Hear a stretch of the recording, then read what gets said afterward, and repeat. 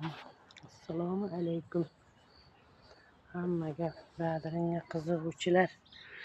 Mana yana Badrinimiz 22 kun deganda o'zi tuyib, gullab, mana yonida bandlarni olib tashaysizlar. Agatini ichiga hamma fus berdik. Agatiga tagini bo'shatadi. Qattiq bo'lsa bir marta beramiz.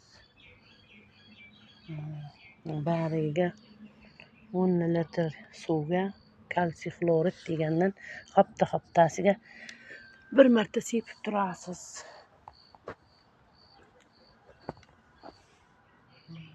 Nasib Xudo xohlasa 22sida bugun bo'lsa bugun 22 kunlik 20-aprelda Badrni yeymiz Xudo xohlasa.